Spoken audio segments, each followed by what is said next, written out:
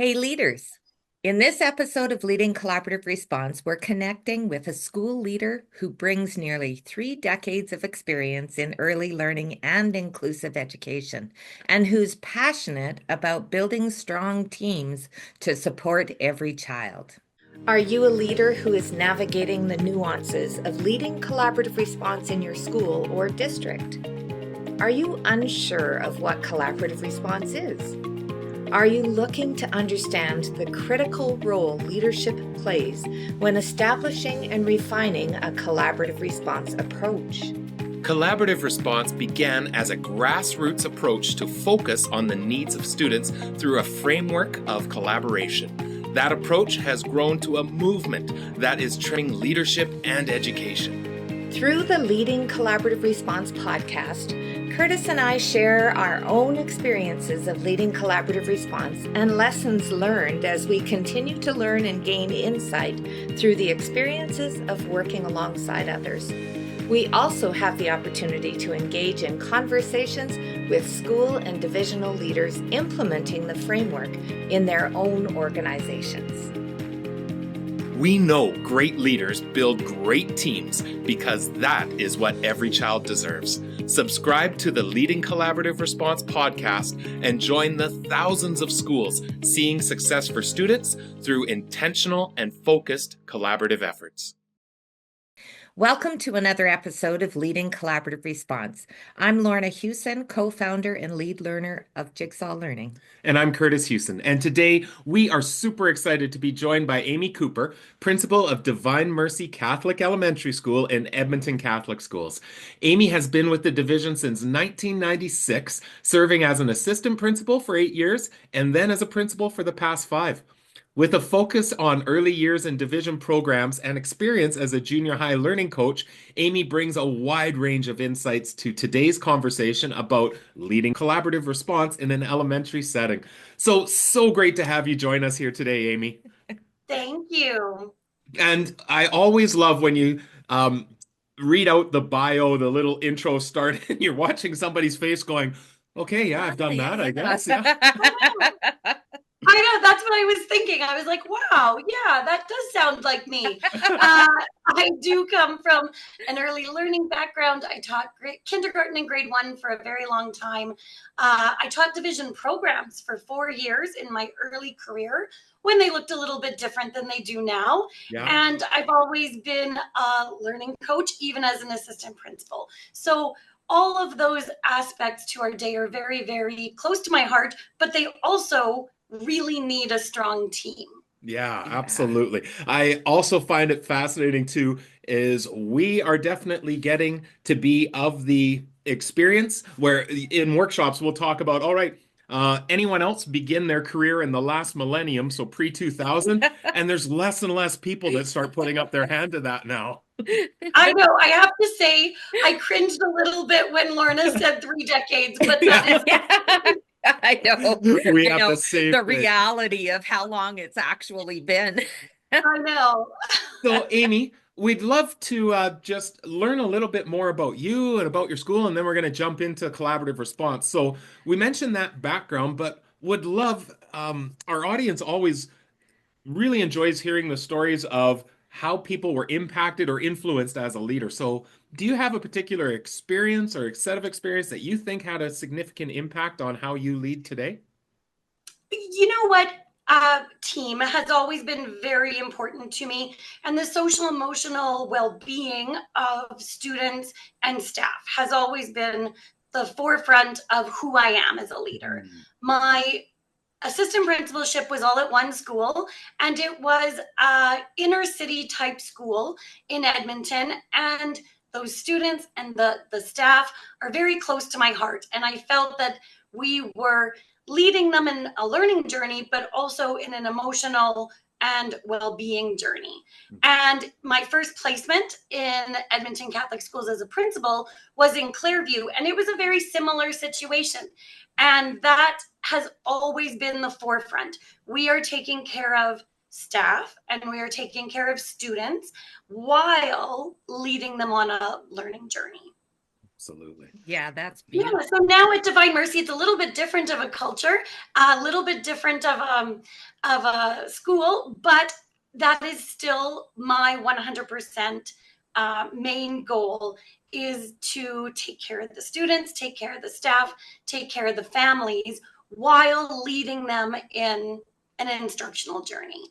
Absolutely. That's fantastic. So, Amy, I know that our listeners will want to know a little bit more about your school that you're leading in at the moment, and Yes. perhaps anything about the school division so that we can kind of get a context for them.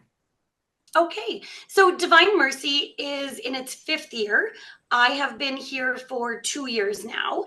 It is in a developing community in southeast Edmonton. So we are as far south as you can get on 66th Street in Edmonton. We literally have a view of a farmer's field from our upstairs windows, and but it is a growing community. So it started in the height of COVID in September 2020 with only 75 students. We now have 480 currently as of today, and 550 registered for next year already. And we do believe that number might start with a 6 in September. Oh, So wow. let's just see. Honestly, every day we have new families calling. And so they are moving into the area, they're moving into Canada, or into a new home in our area. And we are welcoming as many new families as we can. Absolutely. So we will have 4 of each class in kindergarten and grade 1 next year. Then we'll have 3 of each class up to grade 5, and we'll have 2 grade 6s. So only 45 grade 6 students, because those are our students that started with us in grade 1, their very first year. And now we're just growing, and we're almost at capacity. Yeah. Awesome. So, Amy, I would love to hear. I remember the first time you and I interacted in some of the collaborative response sessions, and would love to know when you reflect back on that initial implementation, um, what were some of your first thoughts that you're having about the collaborative response work? And then would love to hear, how did you get started in the building? What were some initial wins and early challenges that you experienced? Like I said, team has always been very important to me, but having the structure and having a framework that we can really sink our teeth into was important to me. So I really jumped into that full swing when I started coming to the collaborative response meetings. I felt that having a structure was really important, because it's very easy to just fly by the seat of our pants and have a meeting, but let's have a meeting with purpose and meaning and structure. And so that's what we tried to do last year. It looked a little bit different than it does this year. And we had a few staffing changes. So my assistant principal from last year retired, and I have a new assistant principal for this year, and she's amazing. I'll talk about that change a little bit. And 2 of the lead teachers from last year really embraced collaborative response and wanted to be part of it.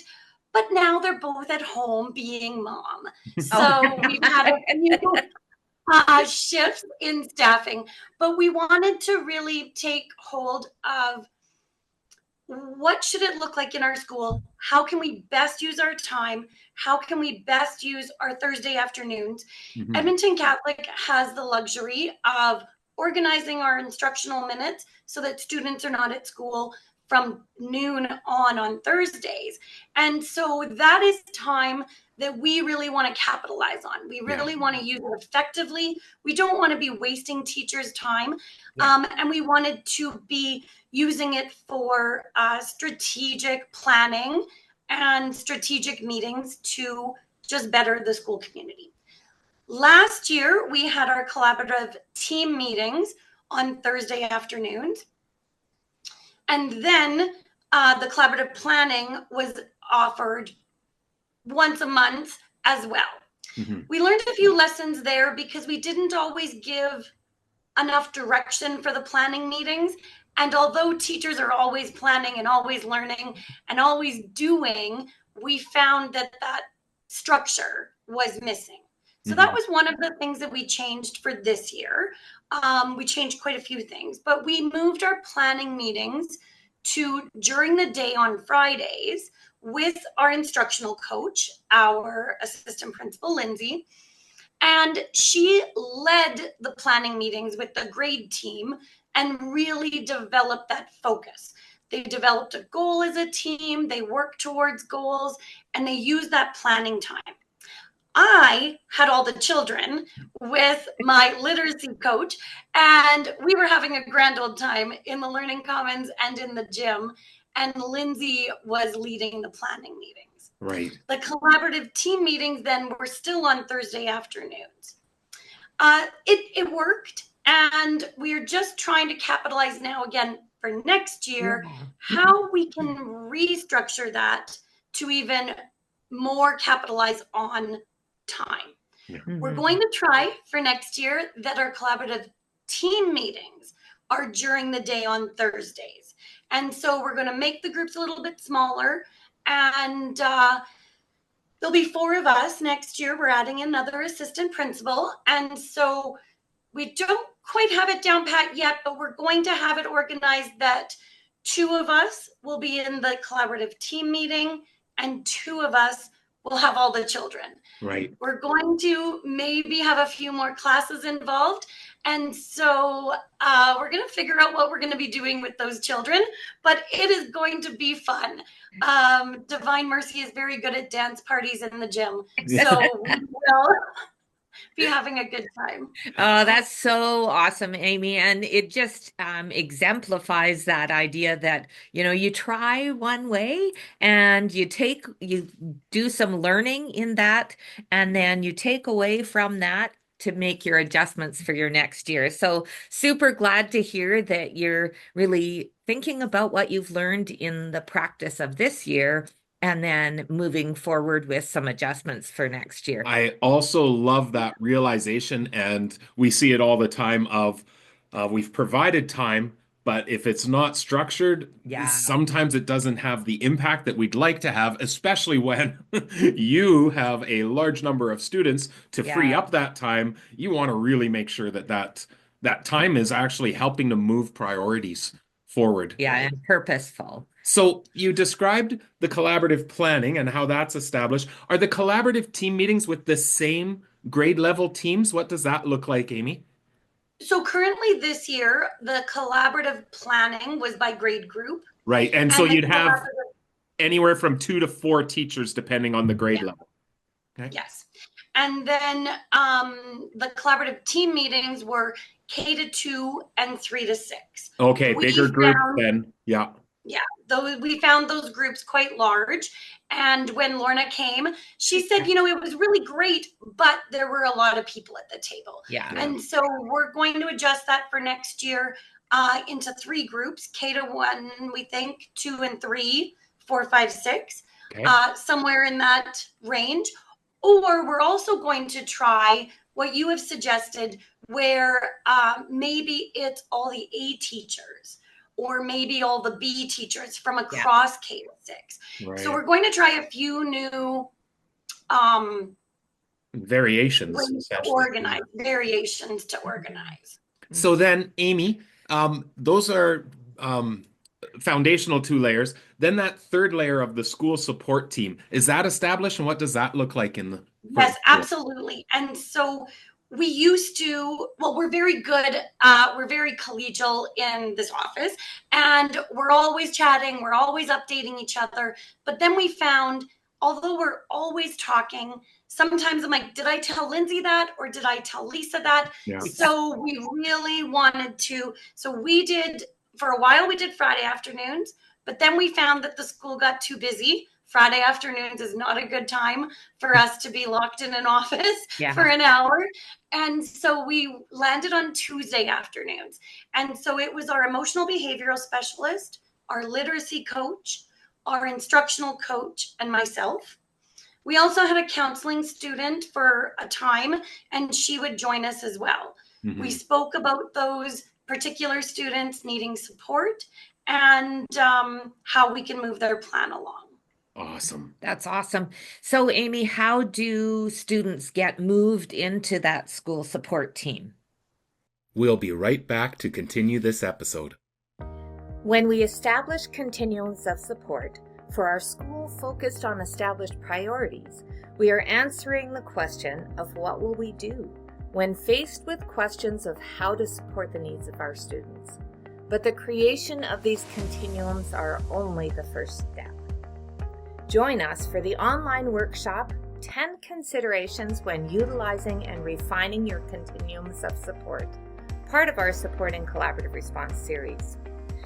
In this on-demand workshop, I will share 5 ways to effectively utilize your continuum of supports within your school and 5 ways to further refine your continuums to ensure maximum impact. I'll also be sharing numerous resources, templates, and samples.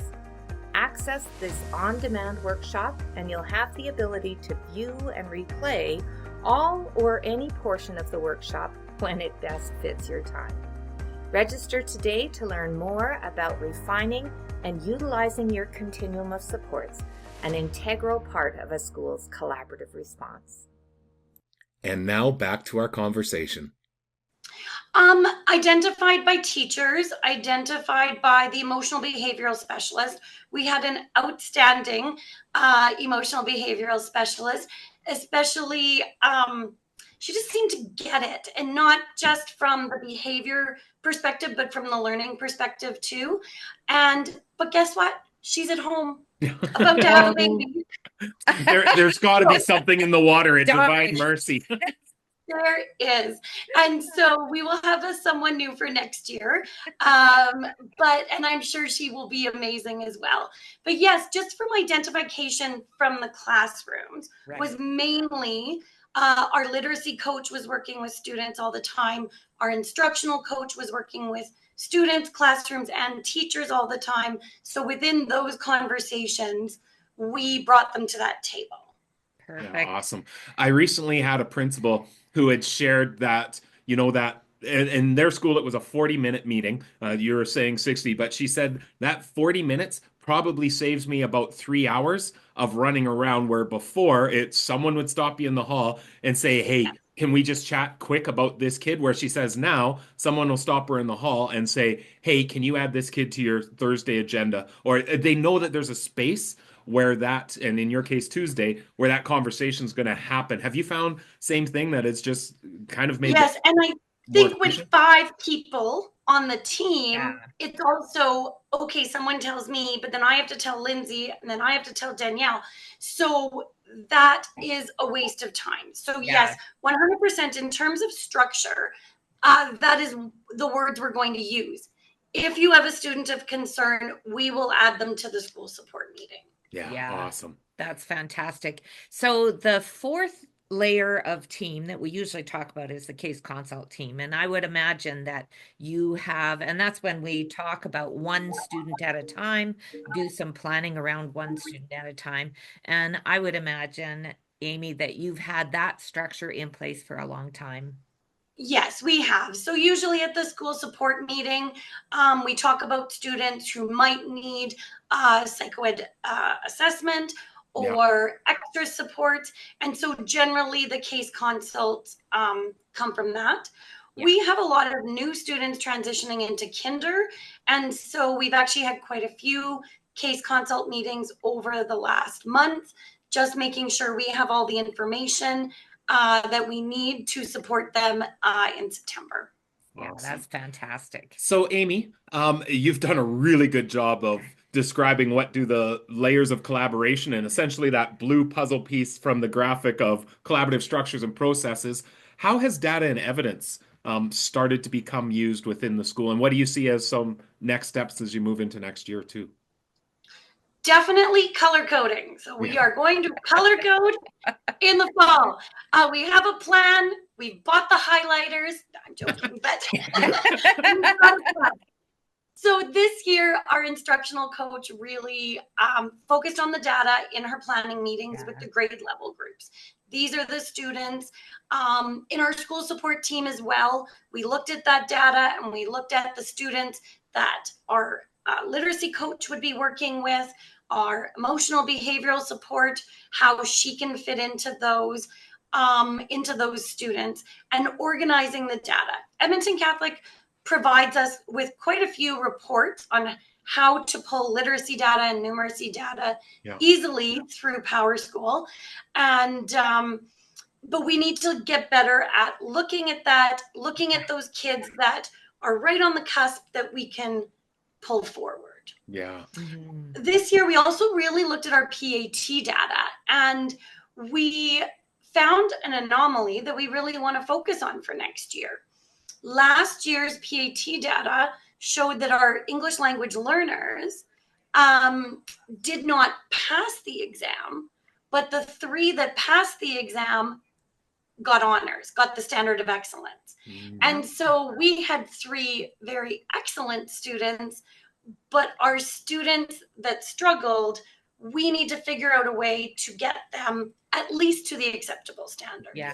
And so that was something that we could really sink our teeth into when we looked at the data, and it gave us perspective, because we do have over 200 students that are English as additional language learners. Yeah.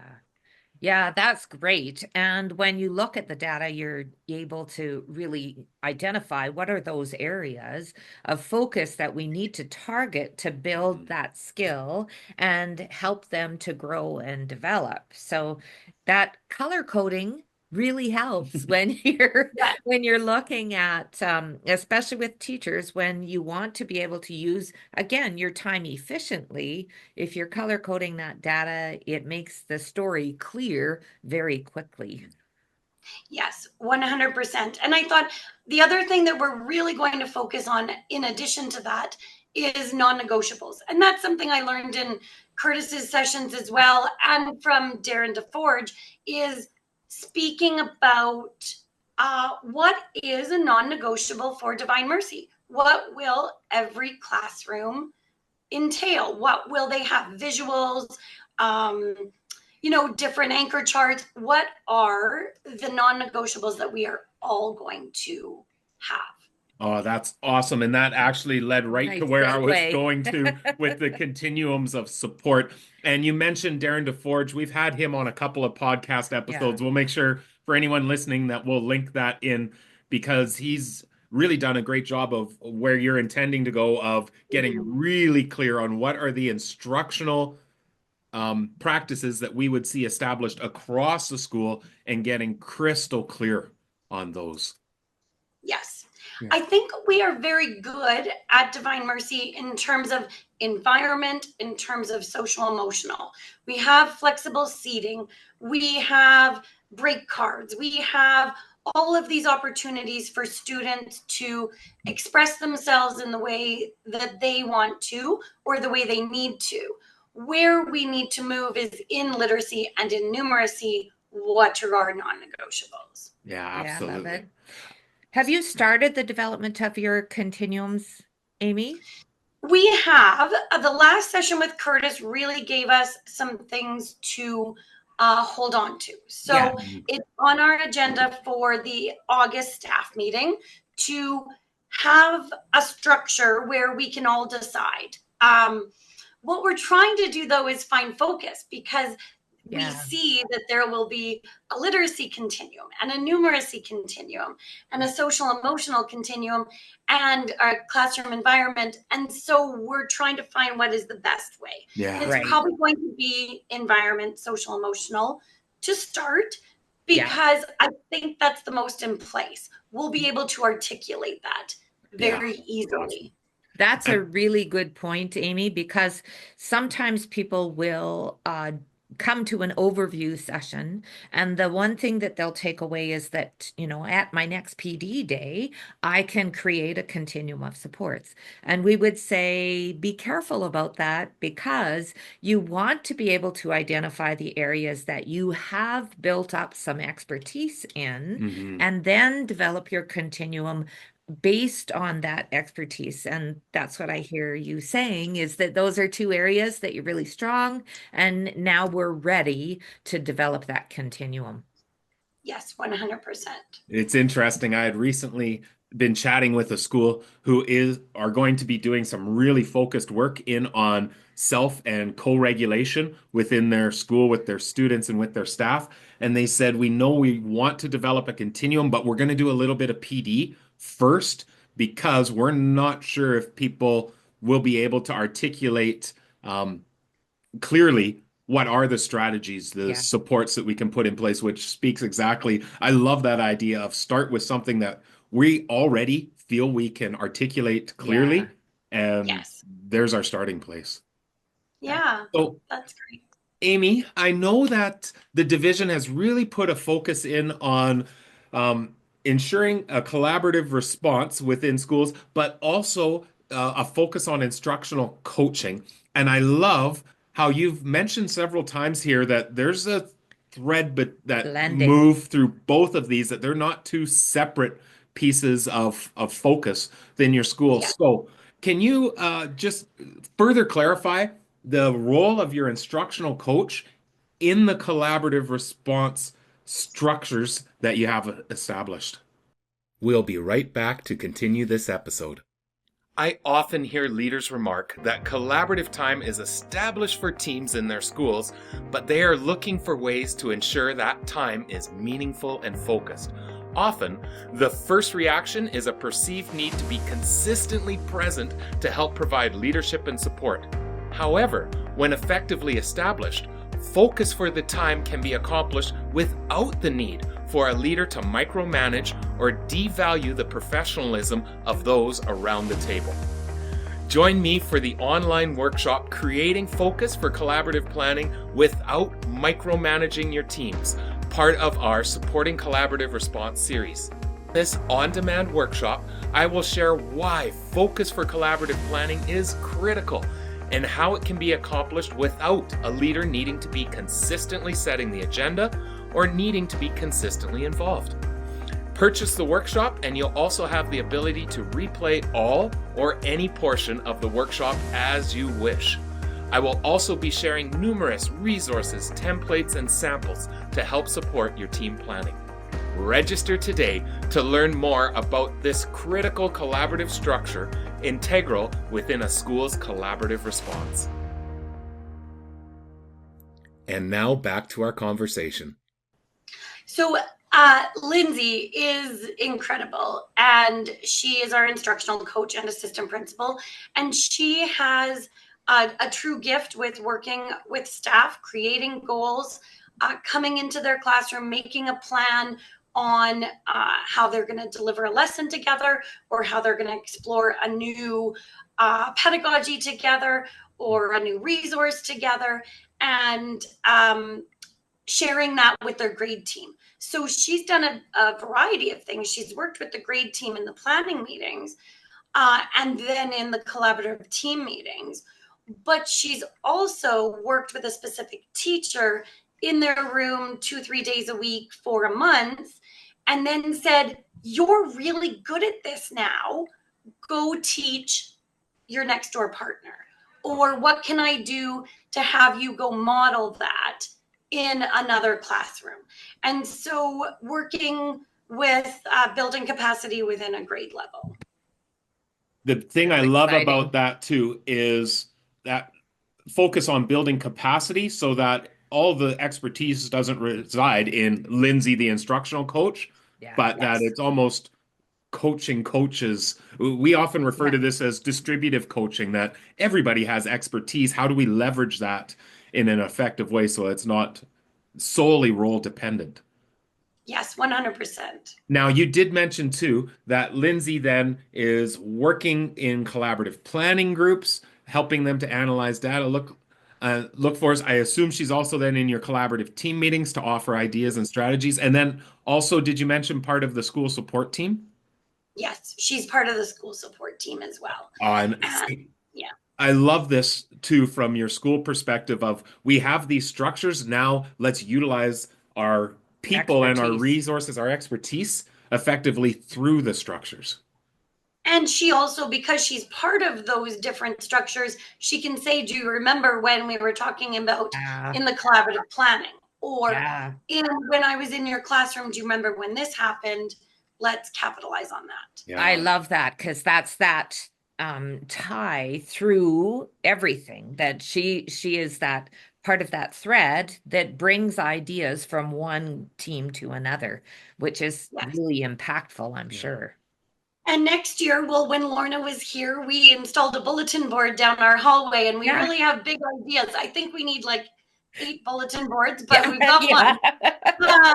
We really want to show the goals that everyone's working Yeah. on in Yeah. grade level teams so that people can, other grades can come take a look at our school goals, take a look at Edmonton Catholic goals, and then how it's playing out in the different grades and what goals they're working on, along with a continuum of supports, but also all their strategies that they're building in their Mhm. grade level planning. Oh, and that's that whole let's make our adult learning visible Yeah. as well, which I know is one of the key learning conditions in Edmonton Catholic, that students see the adults as learners as well, which is 100%. Yes. critically important. So, Amy, love for you to finish this statement for us. As a result of collaborative response, we have seen. Well, how would you respond to that as a leader at Divine Mercy? We have seen an increase in the structure and function of our meetings. We have targeted goals and we have targeted strategies that we're all working towards a common goal. And we're learning to talk about strategies Yeah. and pedagogy instead of students.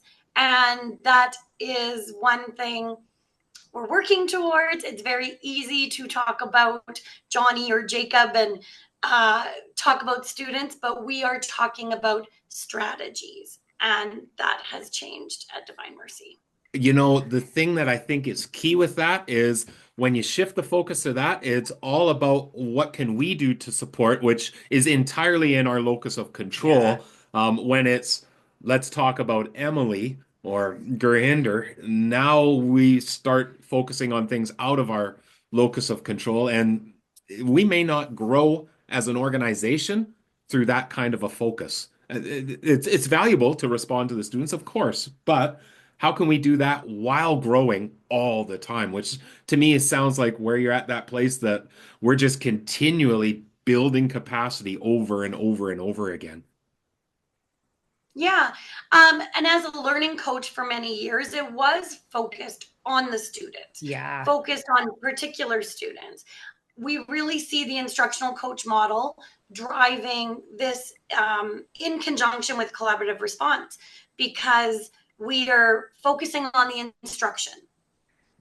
Yeah, and that's hugely impactful when we think about every time that I explain to someone else something that I'm doing to support a student, we get stronger and stronger at that particular strategy. So each time we explain it or share it or model it, then we get better at what we do. And that is fantastic that you're seeing that happen in your school, Amy. And I love Yeah. the idea of how do we get our staff teaching each other the Yeah. strategies. So important. So, Amy, we have another question that we ask all of our guests, and it might take you a moment to think through this, but in the spirit of if you knew then what you know now, what advice would you give to your past self in relation to this collaborative response work? If I knew then what I know now, I would have really focused on the structure and the consistency of meetings and the communication around that, so that we weren't having, and it still happens now, but we're going to keep working on it, so many little conversations about things that are happening with structure, with function of the collaborative team planning, school support meetings. We can focus our time and energy so that hopefully we are a little bit more balanced as well, and not spending time running around repeating the same conversation. Yeah, We I can love use the that. word, let's Yeah. talk about it in the school support meeting. And Yeah. you know what? What you're describing and the structures that you're building, I find often can just bring calm. It doesn't mean that our complexities or the difficulties we're having in our classrooms on a day-to-day basis are gone, but it's just we have a system to respond, and that's usually the term that we Hmm. see when Yeah. those are all functioning well, is just a degree of calm and it's okay, we got this type of a Yeah. mentality. So, Yeah. Amy, if any of our listeners were wanting to connect to chat further, would you be fine if we shared an email address to be able to connect with you? Absolutely. Awesome. Absolutely. Well, this has been absolutely wonderful, and I've been looking forward to this conversations because all of our sessions that we have, I'm always excited when I hear you or the team sharing what's happening at Divine Mercy, and I know Lorna came back from time at your school very excited about what was happening. It is a very beautiful school, and I'm very It is excited to be very beautiful. the leader here. It is beautiful from the outside, though, but it's beautiful from the inside. Beautiful students, beautiful staff, and I am just blessed to be the lead learner here. And I've really enjoyed my time with both of you over the last 2 years. I've really felt that I was excited to come to the sessions and learn new ways. Awesome. Oh, that's so great. And we have very much enjoyed time with you. Thank you so much for coming on to the podcast and sharing your story. And we hope to see you again soon. Okay, thank you. Wishing you all the best. Thank you. So, as I mentioned in our conversation, I've been looking forward to this Yeah. because over the last 2 years, the sessions that Amy's been involved, she always comes in with enthusiasm and Yeah. excitement and Positivity yeah, and and yeah. excitement for learning. But then the application that goes back to the school is fantastic. And when I heard her describe how they've established the collaborative planning and the instructional coach is there to help support and lead and examine data. Yeah. Like it's all aligning and showing how we have our, as she mentioned, using our structures to move forward conversations about teaching, pedagogy, and how we support students. Yeah, and I love that she talked about that development from, being at a place where, we're talking about kids all the time. We hear this Yeah, yeah, often that we don't need that school support team structure because we're talking about kids all the time. We're in the hallway, we're in the staff room, and we're problem solving all the time.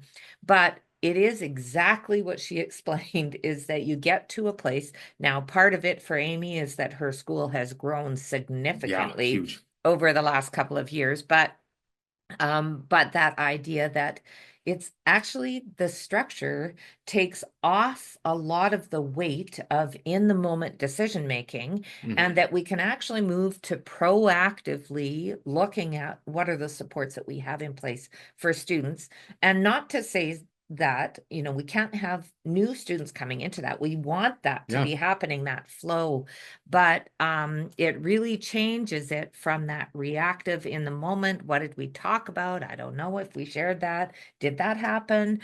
yeah, All of those things to actually being documented and shared, and that consistent yeah. line of support happening. Well, and again, we see this and we know this from our Yeah, own experience yeah, for over and over and sure. over again. The idea that the structures, yeah, there's heavy lifting to put these meeting structures in place, Yeah, the agendas, like all the processes that we want to have in place. But when they are, you actually save time. yeah. You save time from the informal conversations that are happening all over the place. And again, we are the last people that would say, well, stop talking about kids Oh, all the time. Of no. course not. We want to be chatting about kids, but this gives us structure, focus, and just a way to shift the language Yeah, so that it's all about our response, our instruction, yeah, our pedagogy. Again, we say over and over that um, the key um, the key defining element that makes collaborative response, I think, a step or a step forward from traditional RTI or MTSS approaches is that we're responding to the kids Yeah. in a tiered manner, Yeah. which is similar already to that. happening Yep, in those. absolutely. But we're doing so in a way that everybody's capacity is growing each and every day. Yeah. Every conversation is making us stronger as individuals and then collectively as the And team. I love how Amy shared that our conversations are no longer about specific students coming up over and over and over, that focus on students, but the focus has moved to what can we do in terms of strategies and supports and interventions, and that teachers are actually talking through their practice and being clear about what they're providing in terms of their students. Absolutely. And I think there's a key reminder here for all of us that she exemplified is we're continually looking at the adjustments. Like as she talked about, from last year to this year, here's the tweaks we've made. As we plan into next year, we're making some more tweaks. I think this is so critically important for us to understand around collaborative response, but bigger when we're talking about organizational change, is that there's constant adjustments that you're going to make. But the beauty is once you have the framework in place, it is way easier to tweak and adjust systems than to build them from scratch. And you know what? That's all about learning. Yeah. Like we're exemplifying the fact that we are all learning, and we are learning through trying things and then making adjustments because we know this didn't work, but this did. And how do we move forward? Well, and this is really about being and living as a learning organization, which is really exemplified by Amy and the great work happening at Divine Mercy. So please make sure to check out the show notes, and we'll include some additional resources there, including, she mentioned Darren DeForge, a fellow principal in Edmonton Catholic. We'll link to some podcast episodes with Darren. And as always, please reach out. If you have questions or comments, we'd love to hear from you. Please rate, review, share to help continue to spread the message that is transforming how schools go about responding to the needs of students. And with that, we wish everyone all the best. See you soon. For more on collaborative response, visit jigsawlearning.ca or join the JL Insider to receive access to newly added resources and content. Make sure to follow us on social media. Subscribe to the podcast and the Jigsaw Learning YouTube channel to access past and upcoming episodes. Join us again to continue to build your own capacity and leading collaborative response in your context.